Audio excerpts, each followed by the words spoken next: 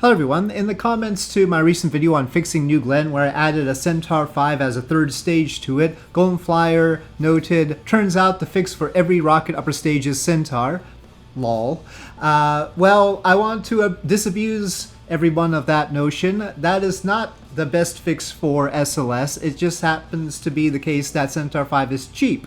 EUS is a much better upper stage for SLS than Centaur 5, and the stage that I have here, which is for VR35K-A engines from Sierra Space, would be an even better upper stage for SLS. The tank is a little bit bigger than the EUS stage, but still smaller, certainly in height, than the New Glenn upper stage, the one with the two BE3Us. And the engines, the VR35K-A, which is a horrible name, but I'll link the data sheet in the video description.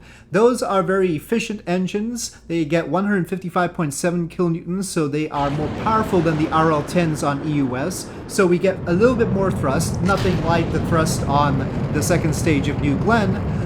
But it's about 600 kilonewtons total compared to 400 total for EUS, and we get better efficiency because these engines get 465 seconds of ISP thanks to the fact that they're staged combustion. They're also probably lighter because they're staged combustion because they have a somewhat higher chamber pressure than the RL10s, and certainly better than the BE3Us, which are meant to be cheap. So this is from Sierra Space, and they've been developing this engine primarily for the Air Force, and so they've been getting military money for it, and they've done some testing according to their website. And so if we give them more funding, maybe they could give us this engine. I'm not really fond of the whole standardized SLS. I didn't mind the idea of getting a cheap upper stage for SLS like Centaur 5, but I have not been fond of the idea of like just keeping SLS in one way when Centaur 5 is obviously not the best stage for it.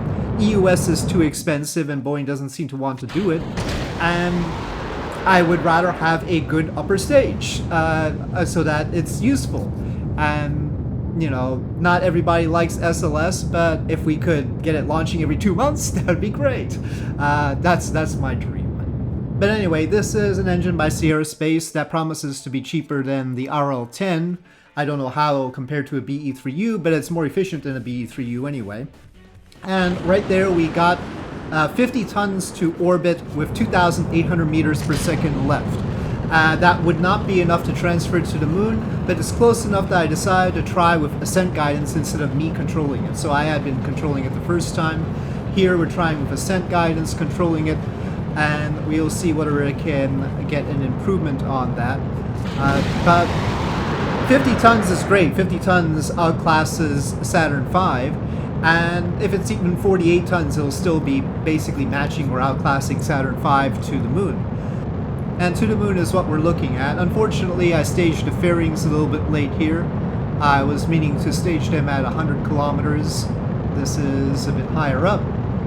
You can see that we still need to pitch up with the RS-25 stage, and that's because it is a heavy upper stage that it's carrying. And also we have this stage issue where I think it's because of the way I put the rocket together, it didn't really follow this part. This was the root part, but it didn't originally have a controller on it, was the problem. That confused ascent guidance, and ascent guidance can't get unconfused. My KOS script can actually pick it up part way, that's one of its features, but ascent guidance apparently cannot. So we've lost some delta V there, and I point that out because we're going to be close at the end. We're still carrying the 50 tons, by the way, but I have to now control it manually. So this is closer to being the optimal stage for SLS given no other changes to the rocket, no change to the core stage, no new boosters. It would certainly benefit from new boosters. That's why we had to keep the core stage pitched up like that, because we didn't get enough of a boost. So better boosters would help. And you can't really put a bigger upper stage on SLS than this because that would overburden the core and cause losses like that. People keep mentioning the VAB as a limitation for sizes of upper stages for SLS, and there is the mobile platform to deal with, and so I'd have to factor that in, but anyway, this stage should fit because it's stout, it's 8.4 meters, it's not separate tanks, so it should be good.